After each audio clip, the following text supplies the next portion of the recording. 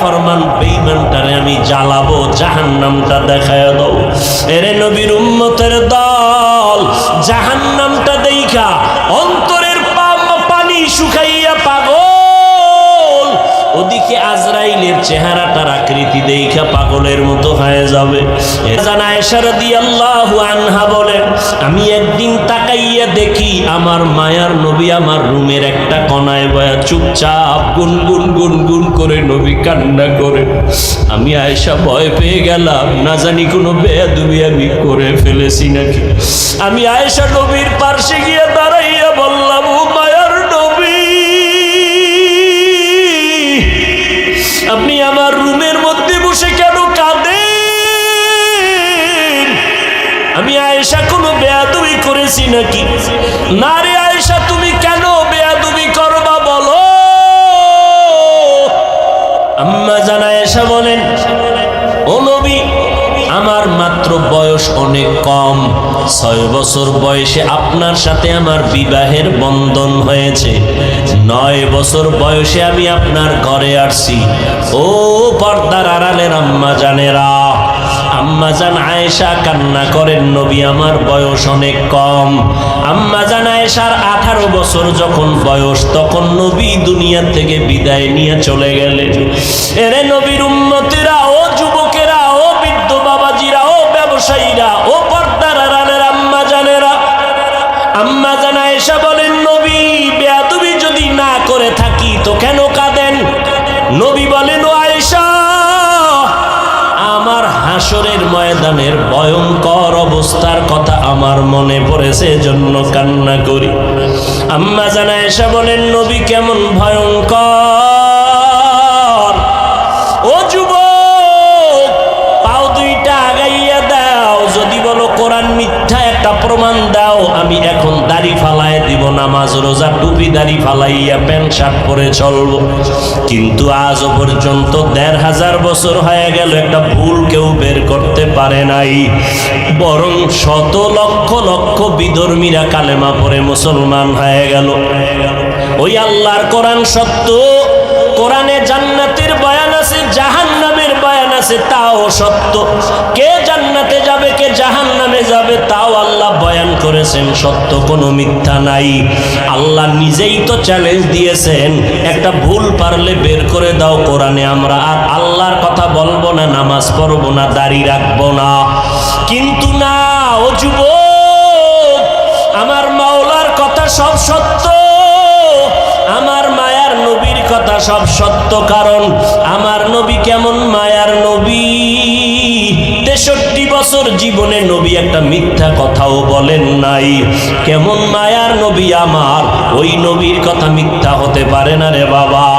আল্লাহর নবী বলেন, আয়েশা, কিয়ামতের দিন সবাই উলঙ্গ হাসরের ময়দানে উঠবে, যেই নবীদের কোনো গুনাহ নাই, হাসরের ময়দানটা এমন অবস্থা হবে, সূর্যটা নিচে নেমে আসবে, ওদিক দিয়া জাহান্নামের আওয়াজ, আবার আমার আল্লাহ পাকের কাহারিয়াতের আওয়াজ। আল্লাহ বলবেন, লিমানিল মুলকুল ইয়াউম, আমার আল্লাহর কুদরতি আওয়াজ এত বিকট, এত প্রচন্ড বিকট আওয়াজ হবে, হাসরের ময়দানটা থরথর করে কেঁপে উঠবে, জাহান্নামের আগুনের গরম, ওদিকে সূর্যের গরমে মাথার মগজগুলো ফেটে ফেটে গলিয়া গলিয়া পড়ে যাবে।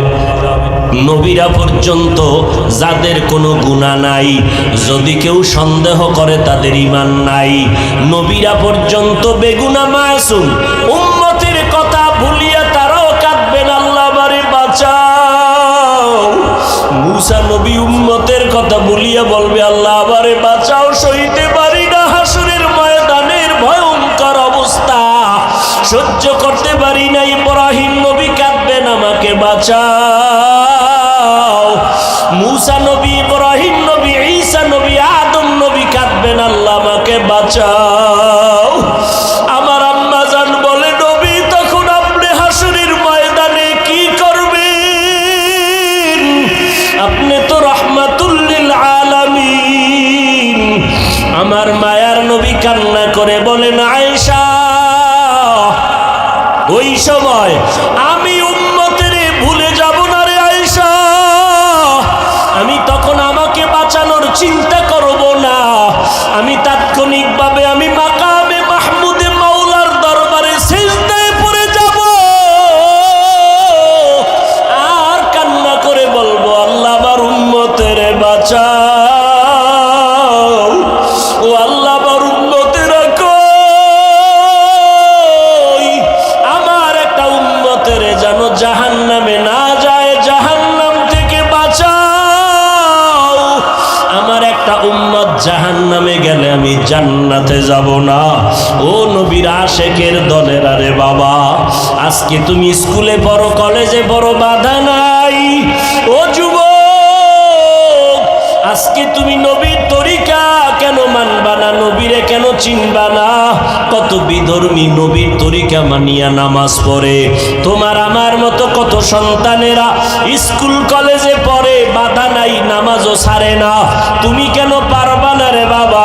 চাকরি করো, ব্যবসা করো, তোমার মতো কত যুবক চাকরি ব্যবসা করিয়াও নামাজ ছাড়ে না। বলো বাবা, তুমি কেন পারবা না? নবীর তরিকায় দাড়িটা লম্বা করতে কেন পারো না রে বাবা?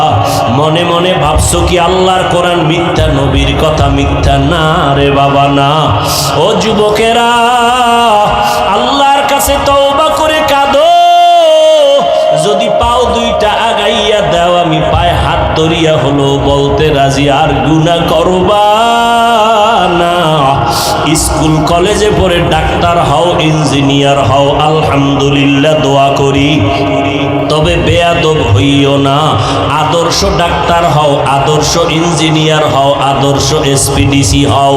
তোমার ব্যবহারে যেন আলেমরা কষ্ট না পায়, তোমার আচরণে যেন কোনো মুরব্বীরা কষ্ট না পায়, তোমার ব্যবহারে তোমার আপনজন বন্ধু বান্ধব যুবকেরা যেন কষ্ট না পায়, তোমার ব্যবহারে যেন মা বাবা কষ্ট না পায়। বীর উম্মতের দল, আল্লাহর নবী বলেন সবার নামে জান্নাতে বাড়ি আছে, তবে ফেরাউন বেঈমানেরা জান্নাত কখনোই পাবে না। কিয়ামতের ময়দান যখন কায়েম হবে, আল্লাহ বিচার শুরু করবেন।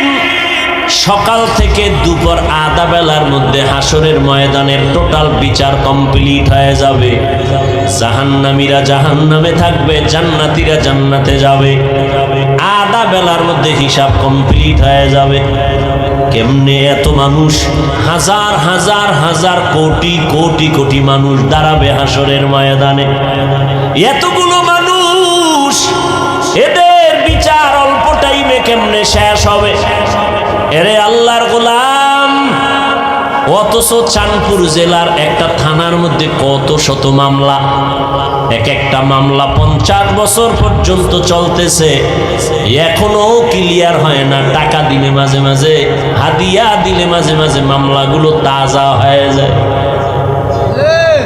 অথচ হাসরের ময়দানে আধা বেলার ভিতরে কোটি হাজার কোটি মানুষের বিচার কেমনে কমপ্লিট হবে? শুধু মানুষ না, আল্লাহ কুকুরকেও দাঁড় করাবেন, গরুরে দাঁড় করাবেন।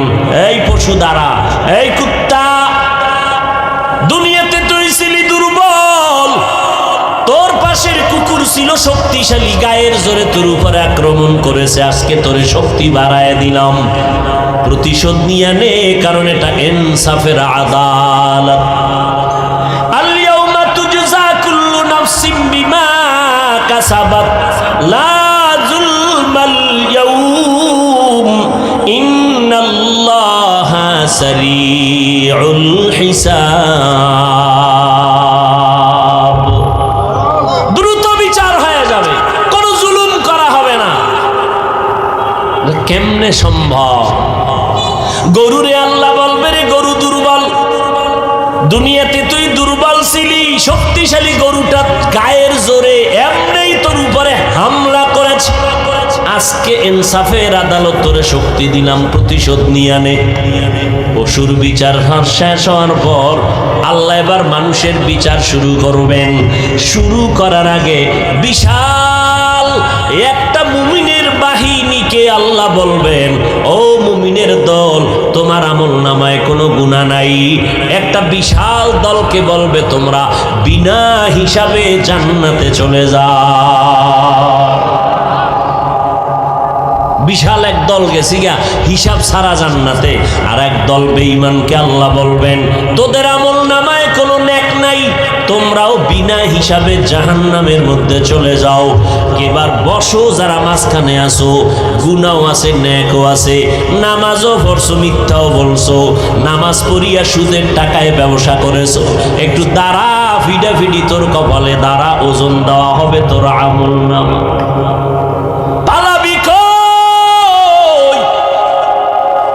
সবাই উলঙ্গ দাঁড়াবে, নারী আর পুরুষ উলঙ্গ হাসরের ময়দানে। জান্নাতে সবার নামে ঘর। ফেরাউন বেঈমান পাবে না তো ওদের বাড়িটার অবস্থা কি হবে? এই বড় লোকের বাড়িটা খালি, কি ব্যাপার দুদুকের কাছে ধরা, অথবা নিজের বাড়ি দুদুক না এমনি মরে গেছে এখন ওয়ারিশ নাই, বা এদের ছেড়ে দেশান্তর হয়ে গেছে, সরকারে ডারে ক্রোপ দিয়া নিয়ে কয়টারে নিলামে দিব, নাও কে নিবা? আল্লাহ কয় হাসরের ময়দানে আমি আমার মুমিনদের ডাকবো, এই ফেরাউন নমরুদ হামান সাদ্দাদের বাড়িগুলো জান্নাতে আছে, আজকে আমি নিলাম দিব, কারা নিতে চাও? কয় দাম কত?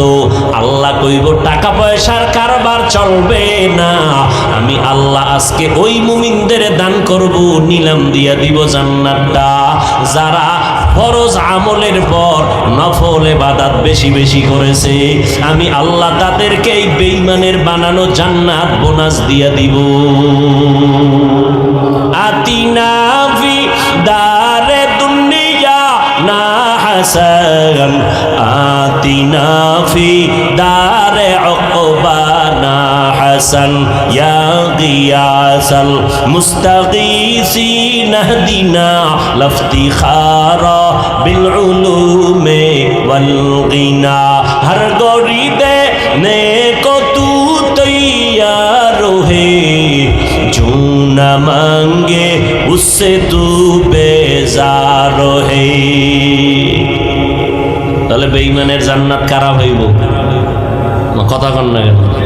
মুমিনরা পাবে। কোন মুমিন? সুদখোর, ঘুষখোর।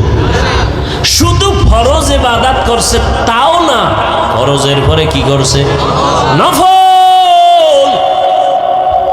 হাদিস শরীফে আল্লাহর নবী বলেন কিয়ামতের দিন প্রথম হিসাব হবে কিসের জানেননি? এই জোরে কোন? قال النبي صلى الله عليه وآله وسلم أول ما يحاسب به العبد يوم القيامة الصلاة। হাসরের ময়দানে প্রথম হিসাব হবে নামাজের হিসাব। নামাজ দেখবে একজনের ফরজ আমল তাও মাঝে মাঝে পড়ছে, মাঝে মাঝে পড়ে নাই, আমল নামায় দিবে, দেখবে পাল্লা ভারী হয় না। আল্লাহ নবী বলেন তখন আল্লাহ বলবেন একটু দেখ ফেরেশতা, ফরজ আমলের ঘাটতিটা পূরণ করার জন্য নফল আমল আছে কিনা দেখ। নবী বলেন যখন নফল পাওয়া যাবে বান্দার নফল দিয়া ফরজের ঘাটতিগুলো পূরণ করে দিবি। অথচ একদল হুজুরেরা কয় নফল লাগে না, নফল টফল লাগে না, অথচ নফলের দাম কত। আমার নবী সারা রাত নামাজ পড়ে পড়ে পা মোবারক ফুলায় ফেললেন, আবু বকর নামাজে দাঁড়ায় সারা রাত কান্না করলেন, ওমরে ফারুক কাঁদলেন। নফল যত বেশি পড়বেন এর দ্বারা ফরজের ঘাটতি পূরণ হবে। আমরা ফরজের সালাম ফিরাইয়া কি পড়ি জানেননি? কারো জানা আসেনি? সালাম ফিরানোর সাথে সাথে কি পড়ি? আস্তাগফিরুল্লাহ, আস্তাগফিরুল্লাহ, আস্তাগফিরুল্লাহ। কয়বার? এর আগে একবার পড়বেন আল্লাহু আকবার, এরপরে 3 বার আস্তাগফিরুল্লাহ। বুঝেননি কেন আস্তাগফিরুল্লাহ পড়ি? আস্তাগফিরুল্লাহ তো গুনাহ করলে, নামাজে গুনাহ করছিনি, তা আস্তাগফিরুল্লাহ কেন? ও ভাই, তুমি নামাজের মধ্যে দাঁড়িয়েছো, যেইভাবে যেইভাবে দাঁড়াইলে মালিকের দরবারে দাঁড়ানোর আদব রক্ষা হয় ওইভাবে দাঁড়াইতে পারো নাই, ভুল করেছো। যেইভাবে হাত বাঁধা দরকার ওইভাবে বাঁধতে পারো নাই, আদব রক্ষা হয় নাই, ভুল হয়ে গেছে। যেইভাবে রুকু করলে আল্লাহ খুশি হবেন ওইভাবে রুকুটা করতে পারি নাই, ভুল হয়ে গেছে। যেইভাবে সেজদা করলে আমার মাওলা খুশি হবেন ওইভাবে করতে পারি নাই, সেজদায় ভুল হয়ে গেছে। যেইভাবে সূরাটা আলহামদু সূরা পড়ার দরকার ছিল ওইভাবে পড়তে পারি নাই। আমি যখন আলহামদুলিল্লাহ পড়ব তখন আল্লাহ আমার কথার জবাব দিবেন, সেইভাবে সুযোগটাই দেয়নি। আমি যখন বলবো আলহামদু, আমার আল্লাহ বলবেন লিমানিল হাম, তুই কার প্রশংসা করেছো? বান্দা বলবো লিল্লাহ, আল্লাহ বলবেন মানিল্লাহ, কোন আল্লাহ? আমি তখন জবাব দিব রব্বুল আলামিন, জগৎ সমূহের জন্য যিনি রব। আল্লাহ পাক আবার প্রশ্ন করবেন কোন রব? আবার আমি জবাব দিব আর রহমান আর রহিম। আল্লাহ বলবেন মানির রহমান, কে রহমান? জবাব দাও। আমরা নামাজে আবার জবাব দেই মালিকি ইয়াউমিদ্দিন। এইভাবে আল্লাহর সাথে কথা বললে নামাজ পড়ছেন। আমগো 4 রাকাতের মধ্যে 10 রাকাত শেষ, জুতো লয়ে দৌড়। বাসায় গিয়ে দেখে কি জুতো আর একজনেরটা নিয়ে এসে। এই নামাজের মধ্যে ভুল। মাওলার বাড়ি আসছো, আপনারে যদি কালকে 10টার সময় এমপি সাহেব কথার কথা, আবার আসল না কথার কথা, টেলিফোন করে আধা ঘন্টার মধ্যে এমপি তোমাকে ডাকছে মোলাকাতের জন্য, পুরস্কার আছে, উস থাকবে নি? পাগলের মতো হয়ে যায়। দ্রুত 5 মিনিটে গোসল করে সুন্দর পরিপাটি জামা কাপড় পরিয়া একটু সেন্ট লাগাইয়া এমপি সাহেব ডাকছে, কত হুশ নাই, জুতা উল্টা ভাইয়া দিছে, পাগলের মতো হয়ে গেছে। একটু স্প্রে মারা লাগে না, সেন্ট সেন্ট মনে করিয়া মশার স্প্রে নামাইরা দৌড়, বেউস হয়ে গেছে। এমপি ডাকছে, যদিও জীবনে ডাকবে না, কথার কথা। এমপি সাহেবের কাছে যাইতে গিয়া বান্দা কত 5 মিনিটে পরিপাটি হয়ে গেছো। এমপি সাহেবের অফিসের থেকে আমার মাওলার ঘর, আল্লাহর ঘর কি দুর্বল। আমার আল্লাহর বাড়ি যখন তুমি হাজিরা দিতে গেলা, গেঞ্জি পরে কেন গেছো? কেন তুমি বান্দা আল্লাহর বাড়ি গেছো, নবীর তরিকার টুপিটা মাথায় দিলা না? গেঞ্জির ভিতরে আবার তুমি ইংলিশ লেখা, আবার ছবি অঙ্কন করা নিয়ে কেন গেলা? তোমার ভুলে ভরা জিন্দেগি, তোমার ভুলে ভরা। এই নামাজ দিয়া তোমার উপায় নাই, জান্নাত নাই। কি পাবা নামাজটা দিয়া? শোনো, তোমার নামাজটা দিয়ে কি পাবা জানো নি? শুনে নাও। বিসমিল্লাহির রহমানির রহিম। আরাআইতাল্লাযী ইউকাযযিবু বিদ্দীন ফাযালিকাল্লাযী ইয়াদউল ইয়াতীম ওয়া লা ইয়াহুদ্দু আলা তাআমিল মিসকিন। পড়েন সবাই। ফাওয়াইলুল লিল মুসাল্লিন। ওয়াইল নামক জাহান্নাম মুসল্লিদের জন্য। ও নামাজি মুসল্লি শুনো, ওয়াইল নামক জাহান্নাম বড় ভয়ঙ্কর জাহান্নাম। ওয়াইল নামক জাহান্নাম মুসল্লিদের জন্য যারা নামাজ পড়ে। এবার বুঝেন, নামাজ পড়িয়াও ওয়াইল নামক জাহান্নামে যাওয়া লাগবে।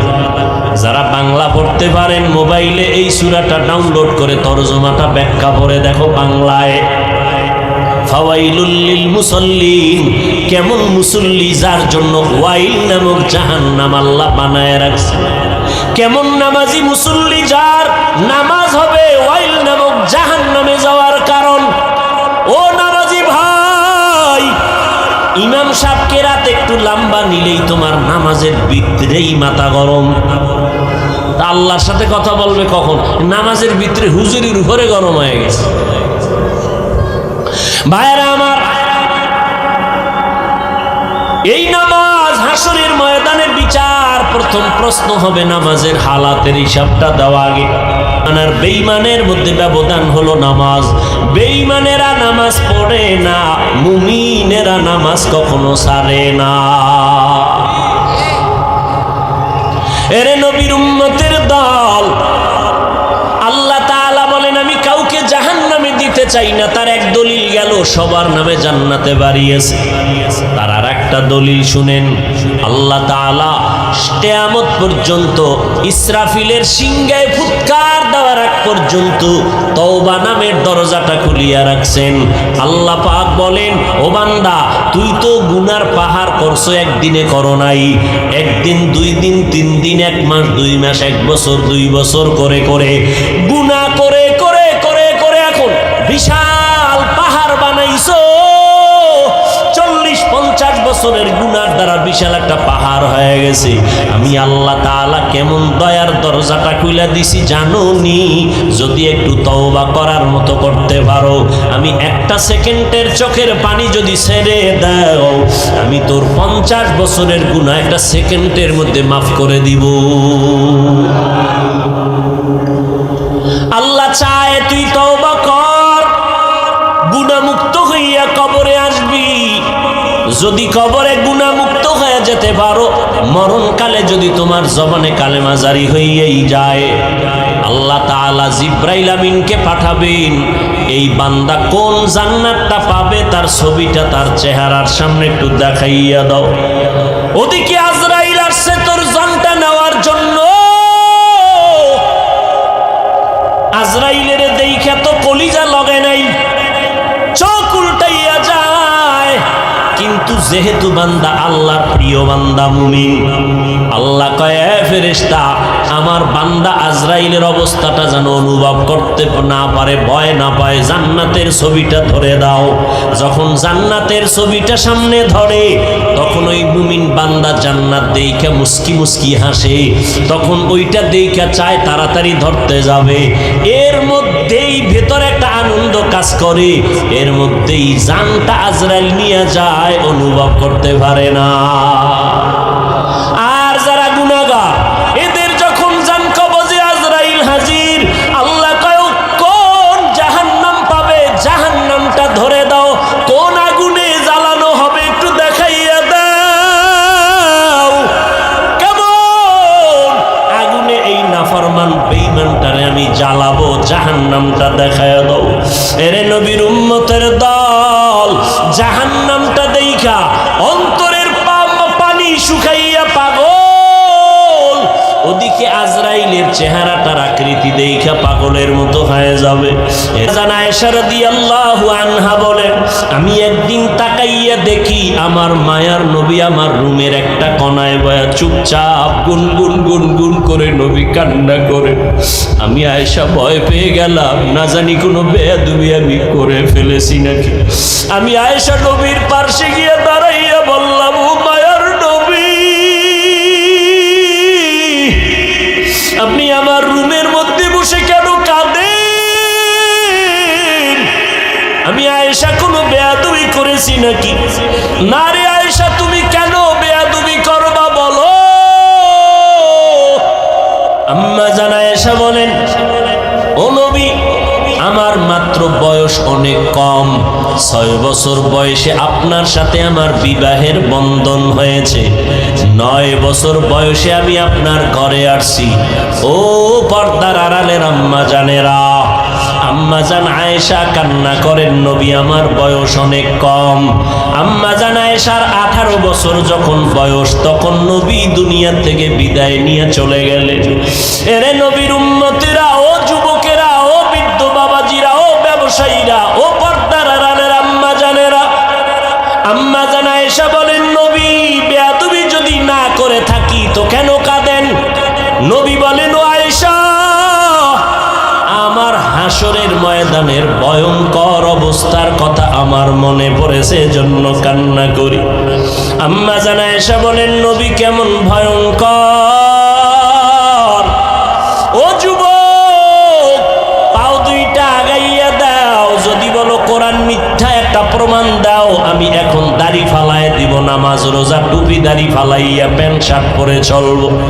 কিন্তু আজও পর্যন্ত 1500 বছর হয়ে গেল, একটা ভুল কেউ বের করতে পারে নাই, বরং শত লক্ষ লক্ষ বিধর্মীরা কালেমা পড়ে মুসলমান হয়ে গেল। ওই আল্লাহর কোরআন সত্য, কোরআনে জান্নাতের বয়ান আছে, জাহান্নামের বয়ান আছে, তাও সত্য। কে জান্নাতে যাবে, কে জাহান্নামে তাও আল্লাহ বয়ান করেছেন, সত্য কোনো মিথ্যা নাই। আল্লাহ নিজেই তো চ্যালেঞ্জ দিয়েছেন, একটা ভুল পারলে বের করে দাও কোরআনে, আমরা আর আল্লাহর কথা বলবো না, নামাজ পড়বো না, দাড়ি রাখবো না। কিন্তু না, ও যুবক, আমার মাওলার কথা সব সত্য, আমার মায়ার নবীর কথা সব সত্য। কারণ আমার নবী কেমন মায়ার নবী, 63 বছর জীবনে নবী একটা মিথ্যা কথাও বলেন নাই। কেমন মায়ার নবী আমার, ওই নবীর কথা মিথ্যা হতে পারে না রে বাবা। আল্লাহর নবী বলেন, আয়েশা, কিয়ামতের দিন সবাই উলঙ্গ হাসরের ময়দানে উঠবে। যেই নবীদের কোনো গুনাহ নাই, হাসরের ময়দানটা এমন অবস্থা হবে, সূর্যটা নিচে নেমে আসবে, ওদিক দিয়া জাহান্নামের আওয়াজ, আবার আমার আল্লাহ পাকের কাহরিয়াতের আওয়াজ। আল্লাহ বলবেন, লিমানিল মুলকুল ইয়াউম। আমার আল্লাহর কুদরতি আওয়াজ এত বিকট, এত প্রচন্ড বিকট আওয়াজ হবে, হাসরের ময়দানটা থরথর করে কেঁপে উঠবে। জাহান্নামের আগুনের গরম, ওদিকে সূর্যের গরমে মাথার মগজগুলো ফেটে ফেটে গলিয়া গলিয়া পড়ে যাবে। নবীরা পর্যন্ত যাদের কোনো গুনাহ নাই, যদি কেউ সন্দেহ করে তাদের ঈমান নাই। নবীরা পর্যন্ত বেগুনাহ মাসুম, উম্মতের কথা ভুলিয়া তারাও কাঁদবেন, আল্লাহ আমারে বাঁচাও। মুসা নবী উম্মতের কথা ভুলিয়া বলবে, আল্লাহ আমারে বাঁচাও, সইতে পারি না হাসরের ময়দানের ভয়ঙ্কর অবস্থা, সহ্য করতে পারি না। ইব্রাহিম নবী কাঁদবেন, আমাকে বাঁচাও। মুসা নবী, ইব্রাহিম নবী, ঈসা নবী, আদম নবী কাঁদবেন, আল্লাহ আমাকে বাঁচাও। আমার আম্মা জান বলে, নবী তখন আপনি হাসরের ময়দানে কি করবেন? আপনি তো রাহমাতুল লিল আলামিন। আমার মায়ার নবী কান্না করে বলেন, আয়েশা, ওই সময় আমি উম্মতের ভুলে যাব না রে আয়েশা। আমি তখন আমাকে বাঁচানোর চিন্তা